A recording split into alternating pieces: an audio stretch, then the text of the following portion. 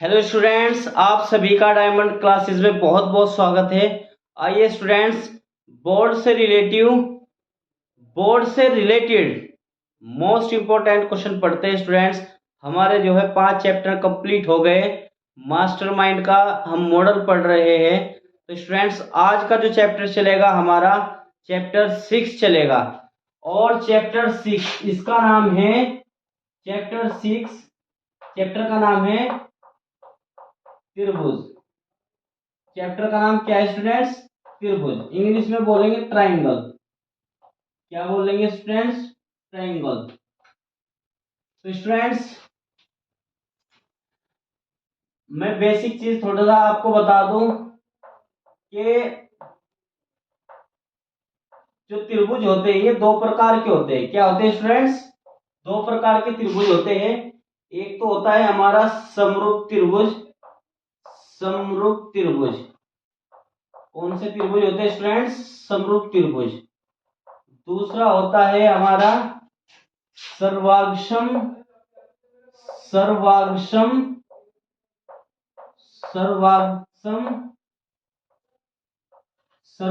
त्रिभुज।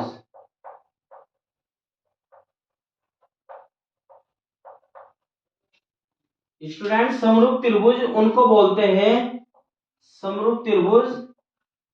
बोलते हैं, मैं बता रहा हूं आपको, जिनमें क्या हो, जो भुजाओं का अनुपात है वो आपस में क्या हो, बराबर हो। एक तो भुजाओं का अनुपात यानी कि ए बी बटे में कितना, ए बी बटे में पी क्यू बराबर कितना, बी सी बटे में कितना, क्यू आर, और बराबर में ए सी बटे में कितना, पी आर। और अगर एंगल बराबर हो, एंगल ए एंगल पी के बराबर हो, एंगल बी एंगल क्यू के बराबर हो, और एंगल सी एंगल आर के बराबर हो, तो स्टूडेंट्स हम कह सकते हैं ये त्रिभुज क्या है, समरूप है। एक बार फिर, अगर त्रिभुजों की भुजाओं का अनुपात आपस में बराबर हो और इनके एंगल आपस में बराबर हो, यानी कि कोण बराबर हो, तो हम आंख बंद करके कह सकते हैं कि ये एक समरूप त्रिभुज है। ये पहचान है स्टूडेंट्स। सर्वाक्षम की पहचान क्या है? सर्वाक्षम की पहचान है स्टूडेंट्स, सर्वाक्षम की जो पहचान है मेरे प्यारे बच्चों, वो ये है A B C P Q R. इसमें क्या है, जो भुजा है ये आपस में क्या होनी चाहिए, बराबर होनी चाहिए। क्या होनी चाहिए स्टूडेंट्स? बराबर होनी चाहिए।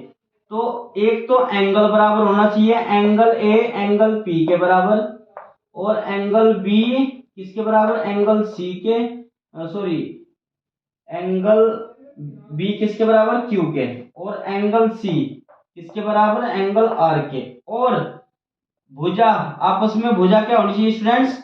बराबर होनी चाहिए। ए बी किसके बराबर होनी चाहिए, पी क्यू के बराबर होनी चाहिए, और बी सी किसके बराबर होनी चाहिए, क्यू आर के बराबर होनी चाहिए, और ए सी किसके बराबर होनी चाहिए, ए सी होनी चाहिए पी आर के बराबर। अगर कोण बराबर है और भुजाएं बराबर है तो हम कह सकते हैं ये दोनों त्रिभुज आपस में क्या है, सर्वाक्षम है। मेरे हाथ दोनों आपस में सर्वाक्षम हैं। जो एक त्रिभुज को दूसरे त्रिभुज पे रखे और उसको ढक दे पूरे को, वो सर्वाक्षम कहलाता है। तो ऐसे ही सबसे बढ़िया उदाहरण है, मेरा हाथ जो है, अगर मैं हाथ के ऊपर हाथ रखूं तो ये सर्वाक्षम हो जाएगी आपस में। समझ में आ रही है बात बेटा? हाँ। और दूसरा तरीका क्या है? दूसरा तरीका है कोण बराबर होने चाहिए, भुजा बराबर होनी चाहिए, पक्का सर्वाक्षम होंगे। इसमें क्या होगा, भुजाओं का अनुपात बराबर होना चाहिए और कोण बराबर होना चाहिए। इसको क्या कहेंगे हम? समरूप त्रिभुज कहेंगे। तो स्टूडेंट समझ में आ गया ना? ये थोड़ा सा जो है बेसिक था। आगे बढ़ते हैं स्टूडेंट्स। पूछे जाने वाली प्रमेय है थेल्स प्रमेय। क्या पूछे जाने वाली स्टूडेंट्स? थेल्स प्रमेय। थेल्स प्रमेय। तो स्टूडेंट्स कैसे? यदि क्वेश्चन आएगा इस प्रकार, यदि किसी त्रिभुज की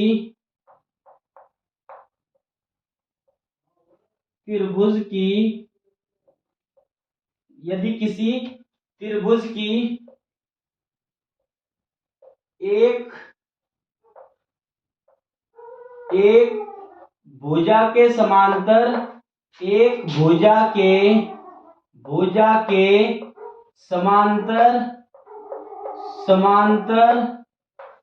समांतर खींची गई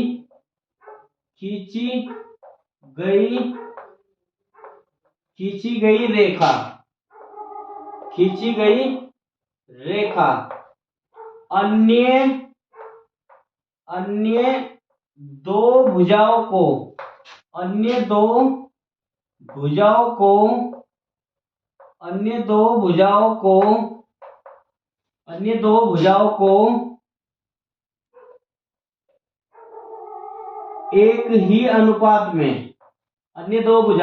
एक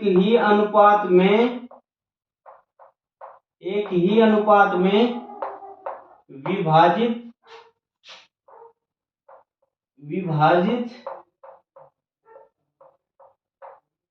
विभाजित करती है।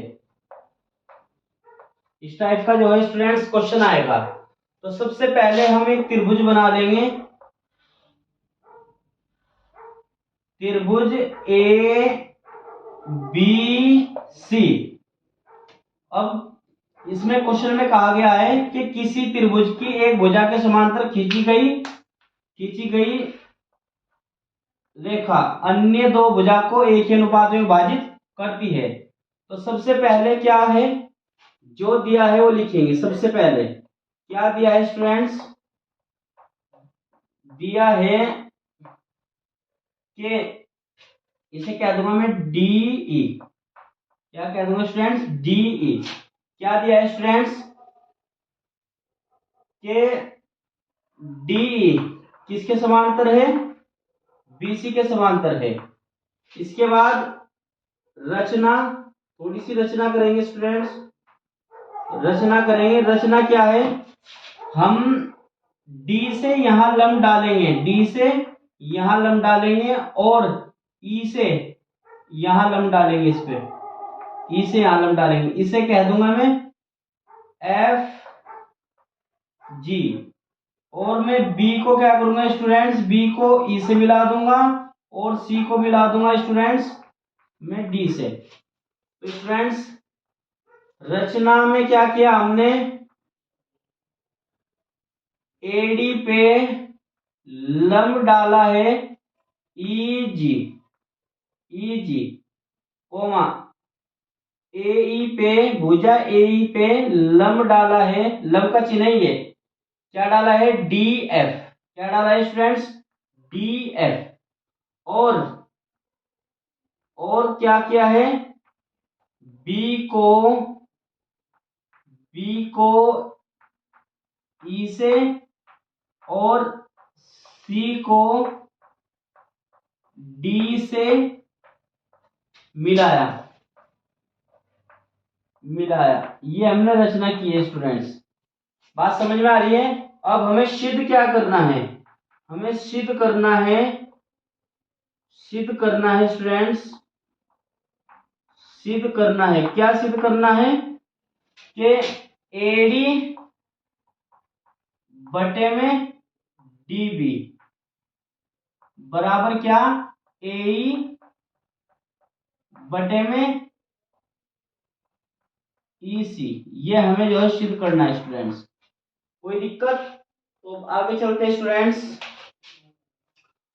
अब सबसे पहले जब हम सोल्व करेंगे इसको प्रमेय को, तो क्या करेंगे स्टूडेंट्स? ए डी ई, ये लेफ्ट हैंड में भी लेके चलेंगे और राइट हैंड में भी लेके चलेंगे, दोनों के साथ में। एक त्रिभुज तो ये पूरा बनना है ए डी ई, एक त्रिभुज ये बनना है जी ई बी, और दूसरा बनना है एफ डी सी। ये त्रिभुज बनना है ना स्टूडेंट्स, तो इनके साथ में इसको भी जोड़ेंगे, दोनों को, दोनों त्रिभुजों के साथ में एक एक बार इसको भी लेके चलेंगे। तो समझ में आ रहा है ना। तो क्या करूंगा मैं, डायरेक्टली मैं यहां डिवाइड करूंगा कि एरिया त्रिभुज ए डी ई बटे में किसका, डिवाइड कर दूंगा डायरेक्ट, त्रिभुज डी डी ई बी का, बटे में क्या, एरिया त्रिभुज डी ई बी का, डी ई बी का बराबर में क्या हो जाएगा, 1/2 आधार गुणा ऊंचाई। ये हो जाएगा ना स्टूडेंट्स, आधार गुणा ऊंचाई होता है, क्या होता है स्टूडेंट्स, आधार गुणा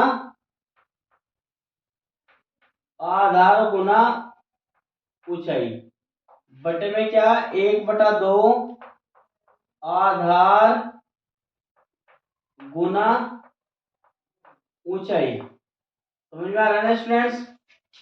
तो स्टूडेंट्स 1/2 आधार कितना है त्रिभुज ए डी ई में, आधार है ई जी, सॉरी जहां भी हमारा लंब गिरा हो वही आधार हो जाएगा। तो ए डी में क्या है बच्चों, आधार है, और ऊंचाई क्या है, ई जी इसमें क्या है, लंब है। इसमें डी बी में, इसमें डी बी हमारा जो है आधार हो जाएगा, और ई जी हमारा क्या हो जाएगा स्टूडेंट्स, ई जी हमारा हो जाएगा लंब हो जाएगा। तो ई जी से ई जी कैंसिल, 1/2 से 1/2 कैंसिल, तो क्या आ गया हमारा, ए डी बटे में डी बी। इसे समीकरण फर्स्ट कह दो। अब और निकालो, और अब इसमें आ जाओ और इधर वाले त्रिभुज में आ जाओ। समझ में आ रहा है ना। तो एरिया त्रिभुज ए डी ई, ये तो दोनों के साथ में लेना ही लेना है, बटे में एरिया त्रिभुज, यहां ई डी सी, त्रिभुज ई डी सी क्या हो जाएगा, 1/2 आधार क्या है इसमें, ए ई है, क्या है स्टूडेंट्स, ए ई इसमें आधार है, डरना नहीं है स्टूडेंट्स। और इसमें जो लंब है ऊंचाई वो डी एफ है, क्या है, डी एफ। अब इस नीचे चलो, 1/2 आधार इसमें क्या है स्टूडेंट्स, आधार है इसमें ई सी, क्या है स्टूडेंट्स, ई सी, और डीएफ इसमें जो है ऊंचाई हो जाए, डीएफ से डीएफ कैंसिल, 1/2 से 1/2 कैंसिल, तो क्या है, ए ई बटे में ई सी, समीकरण सेकंड। अब हमने 9th क्लास में सीखा था कि यदि दो दो त्रिभुज दो त्रिभुजों का आधार एक हो, दो त्रिभुजों का अगर आधार एक हो, यहां देखो गौर करो, D E B E D C, इन दोनों का आधार एक है ना स्टूडेंट्स, तो इनके क्षेत्रफल भी बराबर में क्या हो, आपस में बराबर होंगे। तो चूंकि मैं लिख रहा हूं यहाँ पे, चूंकि त्रिभुज ए, बल्कि ये कहो डी ई बी व त्रिभुज ई डी सी के आधार क्या है बच्चों, बराबर है, यानी कि समान है। तो जब आधार समान है, ये इनका एरिया दोनों त्रिभुजों का एरिया क्या होगा मेरे प्यारे बच्चों, दोनों त्रिभुजों का एरिया डी बी बराबर में हो जाएगा एरिया त्रिभुज ई डी सी के बराबर हो जाएगा। तो किसी एक में चाहे तो डीईबी के बराबर ईडीसी रख दो, क्या रख दो, ईडीसी, चाहे सीडीई के बराबर बीईडी रख दो, क्योंकि दोनों आपस में बराबर है। तो स्टूडेंट डरना नहीं है, जो इसने दे रखा है वही करेंगे। तो स्टूडेंट्स मैं क्या करूंगा, किसी एक समीकरण को बदलेंगे। तो एरिया त्रिभुज ADE बटे में क्या है, मैं रख रहा हूं त्रिभुज, मैं रख रहा हूं स्टूडेंट्स एरिया त्रिभुज, मैं रख रहा हूं स्टूडेंट्स एरिया त्रिभुज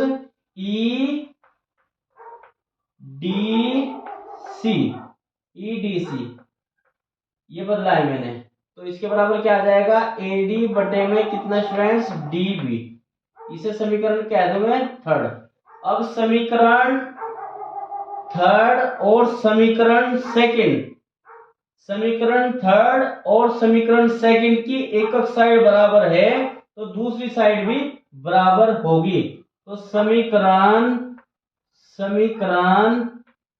सेकंड व थर्ड से, समझ में आ रहा है ना स्टूडेंट्स, समीकरण सेकंड व थर्ड से। तो क्या हो जाएगा, AD बटे में DB बराबर हो जाएगा, क्या हो जाएगा, AE बटे में EC।